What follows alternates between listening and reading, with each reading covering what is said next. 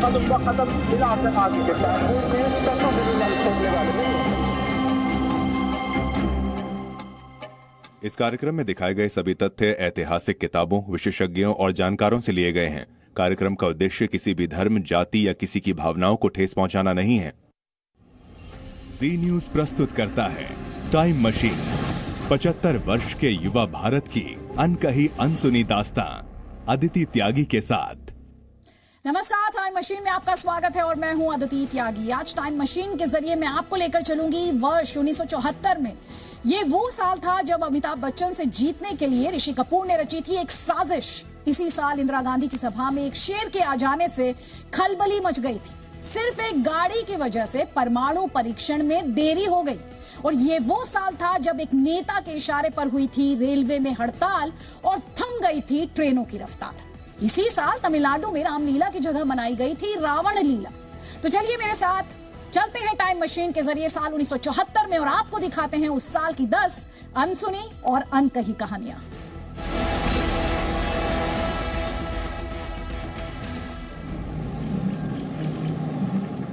सुनकर शायद आपको यकीन न हो, पर यह सच है कि साल 1974 में इंदिरा गांधी की सभा में एक शेर आ गया था। दरअसल दादरी के किसान नेता बिहारी सिंह बागी इंदिरा गांधी के करीबी थे। किसान आंदोलनों में बढ़ चढ़कर हिस्सा लेने की वजह से वो इलाके में काफी लोकप्रिय थे। 1974 में दादरी विधानसभा से कांग्रेस के टिकट पर वो चुनाव लड़ना चाहते थे। उन्होंने इंदिरा गांधी से टिकट मांगा, लेकिन उनकी मांग को अनसुना कर दिया गया।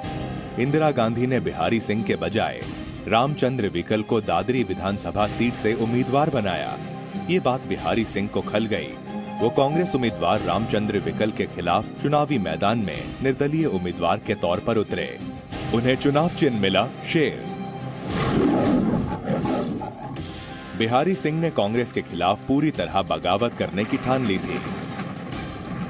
उन्होंने चुनाव प्रचार के दौरान ऐलान किया कि अगर इंदिरा गांधी कांग्रेस उम्मीदवार के समर्थन में प्रचार करने आई तो वो उनकी जनसभा में शेर छोड़ देंगे। शेर कांग्रेस उम्मीदवार को खा जाएगा और वो चुनाव जीत जाएंगे। इंदिरा गांधी की जनसभा मेहर भोज इंटर कॉलेज के मैदान पर होनी शुरू हुई। इसी दौरान कस्बे में शेर आने की खबर से हड़कंप मच गया। दरअसल बिहारी सिंह गाजियाबाद में चल रहे एक सर्कस से एक दिन पहले ही 500 रुपए किराए पर 24 घंटे के लिए शेर ले आए थे।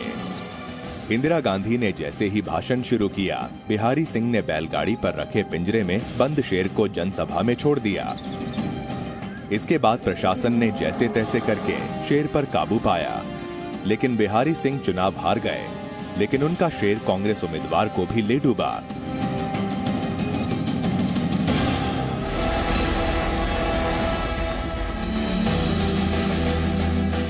बात 1973 की है, जब ऋषि कपूर ने बॉलीवुड में डेब्यू किया था। उसी दौरान अमिताभ बच्चन का करियर धीरे धीरे आगे बढ़ रहा था। अमिताभ बच्चन की फिल्म जंजीर और ऋषि की डेब्यू फिल्म बॉबी एक ही दिन रिलीज हुई। जहां एक तरफ बॉबी ब्लॉकबस्टर बनी और उस साल की सबसे ज्यादा कमाने वाली फिल्म भी बनी, तो वहीं अमिताभ की जंजीर साल की चौथी सबसे ज्यादा कमाई करने वाली फिल्म बनी। लेकिन फिर कुछ ऐसा हुआ जिसकी वजह से अमिताभ बच्चन कई साल तक ऋषि कपूर से नाराज रहे। दरअसल सिर्फ अमिताभ को हराने के लिए ऋषि कपूर ने साल 1974 में फिल्म फेयर अवार्ड खरीदा था। फिल्म बॉबी के लिए ऋषि कपूर को बेस्ट एक्टर का अवार्ड दिया गया, जिसे उन्होंने 30,000 में खरीदा था। खुद ऋषि कपूर ने इसका खुलासा अपनी किताब खुल्लम खुल्ला में किया। पीआरओ तारकनाथ गांधी मेरे ऑफिस आए और कहा कि अगर आप 30,000 रुपए देंगे तो आपको अवार्ड दिया जाएगा। और बाद में मैंने ऐसा ही किया, लेकिन मुझे ये कहते हुए शर्म आती है कि मैंने वो अवार्ड खरीदा था।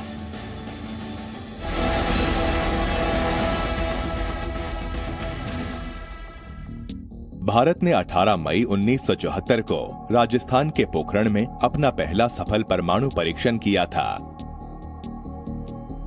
इस परीक्षण को नाम दिया गया स्माइलिंग बुद्धा। इस परमाणु परीक्षण के लिए जहां अमेरिका ने परमाणु सामग्री और ईंधन की आपूर्ति रोक दी थी, वहीं दूसरी तरफ रूस ने भारत की तरफ दोस्ती का हाथ बढ़ाया और परमाणु परीक्षण में मदद की। लेकिन क्या आप जानते हैं, इस पोखरण परमाणु परीक्षण में देरी एक जीप की वजह से हुई थी। दरअसल 18 मई के दिन परमाणु परीक्षण की सारी तैयारियां पूरी की जा चुकी थीं। विस्फोट पर नजर रखने के लिए मचान को 5 किलोमीटर दूर लगाया गया था। आखिरी जांच के लिए वैज्ञानिक वीरेंद्र सेठी को परीक्षण वाली जगह पर भेजना तय हुआ। जांच के बाद परीक्षण स्थल पर जीप स्टार्ट ही नहीं हो रही थी। विस्फोट का समय सुबह 8 बजे तय किया गया था। वक्त निकल रहा था और जीप स्टार्ट ना होने पर सेठी 2 किलोमीटर दूर कंट्रोल रूम तक चलकर पहुंचे थे। इस पूरे घटनाक्रम की वजह से परमाणु परीक्षण के वक्त को 5 मिनट बढ़ा दिया गया। 18 मई 1974 को सुबह 8:05 पर राजस्थान के पोखरण में विस्फोट किया गया था, जिसकी गूंज 8 से 10 किलोमीटर दूर तक सुनी गई। इस गोपनीय प्रोजेक्ट की जिम्मेदारी Indian nuclear research institute Bhabha atomic research centre के तत्कालीन निदेशक राजा रमन्ना को दी गई थी। 1967 से लेकर 1974 तक 75 वैज्ञानिक और इंजीनियरों की टीम ने इस प्रोजेक्ट पर कड़ी मेहनत की। इस परमाणु परीक्षण को स्माइलिंग बुद्धा इसलिए कहा गया क्योंकि ये उस साल बुद्ध पूर्णिमा पर हुआ। रिपोर्ट्स बताती हैं कि परीक्षण के बाद डॉक्टर रमन्ना ने तत्कालीन पीएम इंदिरा गांधी से कहा था, बुद्ध मुस्कुराए हैं।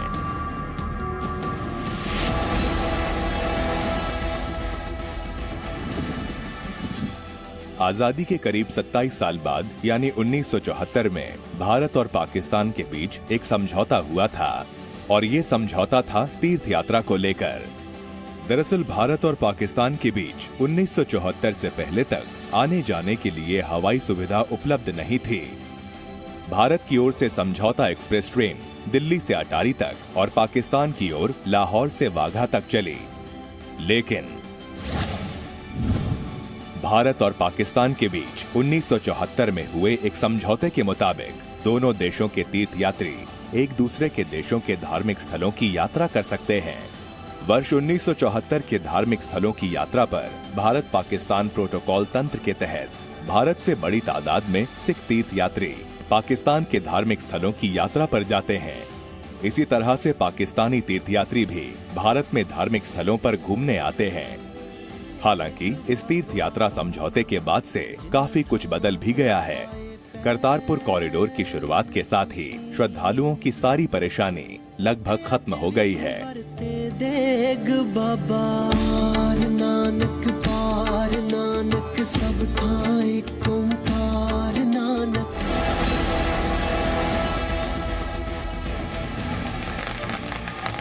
हर साल हम दशहरा मनाते हैं और दशहरे पर रावण का पुतला फूंकते हैं और ऐसा हम बुराई पर अच्छाई की जीत की वजह से मनाते हैं, जब भगवान श्री राम ने रावण का वध किया था।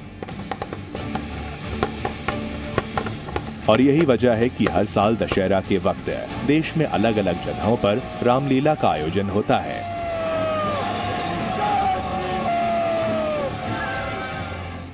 लेकिन साल 1974 में एक जगह रावण लीला मनाई गई थी और तो और रावण की बजाय भगवान श्री राम माता सीता के पुतले फूंके गए थे।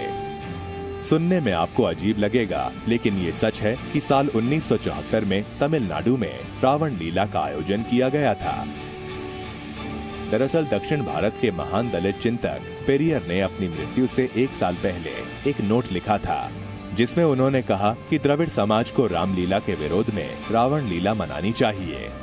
बस फिर क्या था, इसके बाद साल 1974 में पेरियर की पत्नी मनियमनी और पेरियर द्वारा गठित संगठन द्रविड़ कज़गम की सदस्य के वीरमणि ने भारत के तत्कालीन प्रधानमंत्री इंदिरा गांधी को खत लिखकर उनको रामलीला और रावण कुंभकर्ण दहन कार्यक्रम में शामिल नहीं होने का आग्रह किया और इंदिरा गांधी को ये धमकी भी दी कि वो उनका पुतला फूंकेंगे, लेकिन इस पर सरकार ने कोई जवाब नहीं दिया।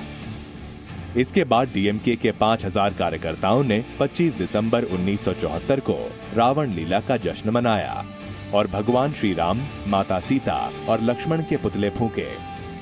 घटना के बाद पुलिस ने मनियमनी के साथ द्रविड़ कज़गम के 13 अन्य कार्यकर्ताओं को पकड़कर जेल में डाल दिया और उन पर मुकदमा चलाया गया। हालांकि 1976 में कोर्ट द्वारा यह कहते हुए उन्हें बरी कर दिया गया कि कार्यक्रम के आयोजनकर्ताओं का मकसद किसी की भावना को ठेस पहुंचाने का नहीं था।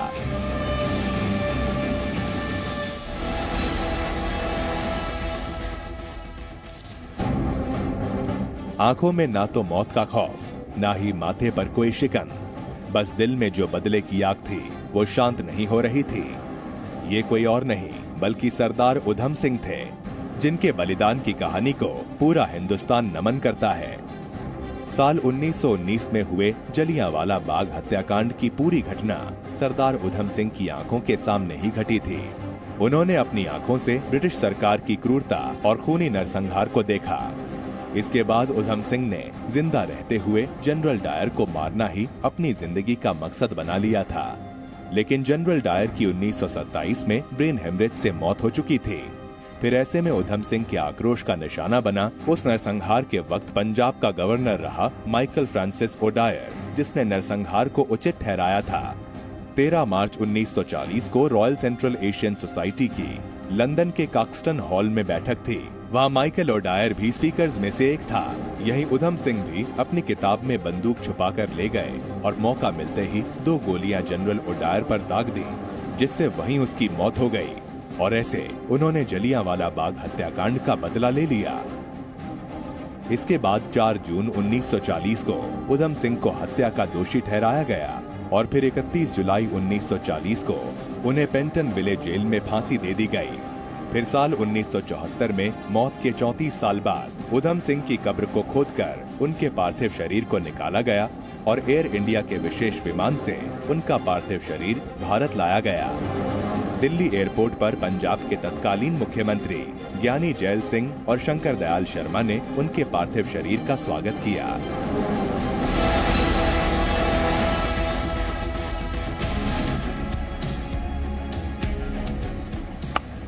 अगर आपसे ये कहा जाए कि क्रिकेट के मैदान पर एक अंपायर ने एक क्रिकेटर के बाल काटे, तो क्या आप इस पर यकीन कर पाएंगे?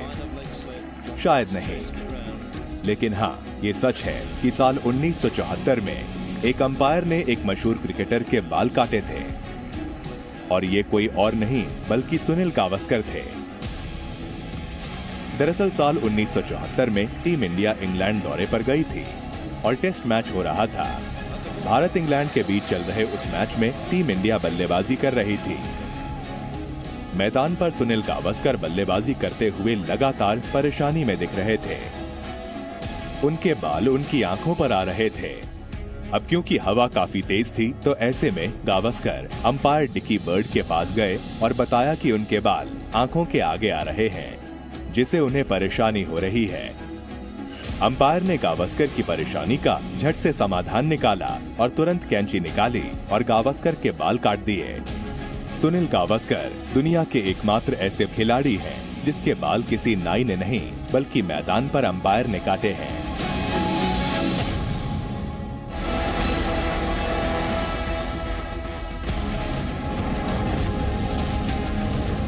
भारत ने 1974 में पोखरण में अपना पहला परमाणु परीक्षण किया और ये कारनामा करने वाला वो उस वक्त छठा देश बना। इस परमाणु परीक्षण के साथ ही भारत के नए सफर की शुरुआत भी हो गई। परमाणु परीक्षण के बाद ही 1974 में ही परमाणु आपूर्तिकर्ता समूह यानी न्यूक्लियर सप्लायर्स ग्रुप का गठन किया गया। एनएसजी न्यूक्लियर सप्लायर देशों का एक ग्रुप है। एनएसजी में अमेरिका, रूस, फ्रांस और चीन समेत 48 देश सदस्य हैं। जब इस समूह का गठन हुआ उस वक्त सिर्फ 7 देश ही सदस्य थे। एनएसजी में 48 देशों को रखा जाता है जो परमाणु हथियार और परमाणु प्रौद्योगिकी के व्यापार को संचालित करता है। इस ग्रुप के सदस्य देश परमाणु से जुड़े सामान का आयात निर्यात कर सकते हैं। उन्हें किसी भी लाइसेंस की जरूरत नहीं होगी। लेकिन ग्रुप ये सुनिश्चित करता है कि इसका इस्तेमाल सिर्फ मानव हित के लिए ही किया जाए। ग्रुप के मेंबर इस परमाणु सप्लाई का इस्तेमाल अपनी देश के सेना के लिए भी नहीं कर सकते। एनएसजी का कोई स्थायी कार्यालय नहीं है और ये ग्रुप आमतौर पर सालाना बैठक करता है।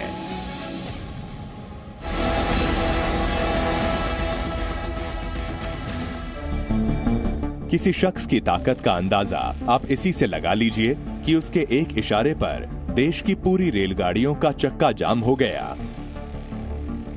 मामला साल 1974 का है, जब पूर्व केंद्रीय मंत्री जॉर्ज फर्नांडिस के एक इशारे पर भारतीय रेलवे मानो पल भर में थम सी गई। दरअसल 1974 के इस रेलवे हड़ताल के वक्त 3 वेतन आयोग लगने के बावजूद रेल कर्मचारियों की सैलरी में कोई खास बढ़ोतरी नहीं हुई थी। इसी बीच जॉर्ज फर्नांडिस नवंबर 1973 में all India railway men's federation के अध्यक्ष बने। उन्हीं के नेतृत्व में 8 मई 1974 को रेल कर्मचारियों ने मुंबई में हड़ताल शुरू कर दी।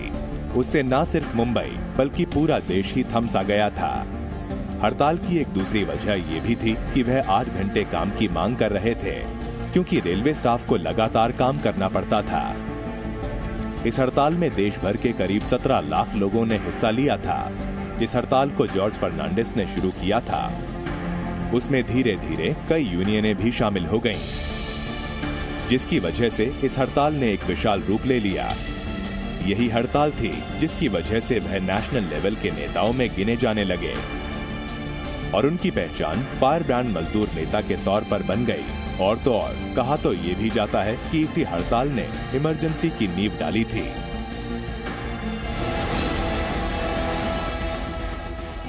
मेरे वतन के लोग, जरा आँख में भर लो पानी, ये शहीद हुए हैं उनकी, जरा याद करो कुर्बानी।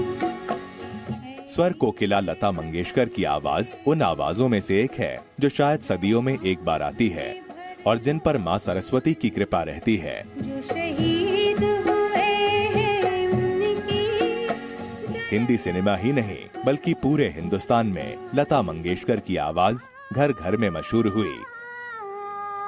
इसके अलावा उनके चाहने वालों की लिस्ट दूसरे देशों तक फैली हुई है।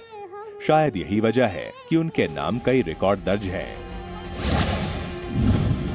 साल 1974 में लता मंगेशकर लंदन के प्रतिष्ठित रॉयल एल्बर्ट हॉल में लाइव प्रस्तुति देने वाली पहली भारतीय कलाकार बनी। लंदन के रॉयल एल्बर्ट हॉल में जब लता दीदी परफॉर्म करने आईं, तो पूरा हॉल तालियों से गूंज उठा। दर्शकों से खचाखच भरे इस हॉल में लता दीदी ने अपने मन पसंदीदा और सुपरहिट गाने गाए। इस लाइव कॉन्सर्ट में लता दीदी ने आजा रे परदेसी, इन्हीं लोगों ने और आएगा आने वाला जैसे हिट गाने गाए। तो वहीं इस लाइव शो के रिकॉर्डिंग की करीब 1,33,000 से अधिक कैसेट्स बिकी थीं। 1974 में अंतर्राष्ट्रीय मंच पर अपनी शुरुआत के लिए ब्रिटेन के रॉयल एल्बर्ट हॉल को ही चुना था, जहां उन्होंने उस शाम को अपने नगमों और तरानों से हमेशा के लिए यादगार बना दिया था।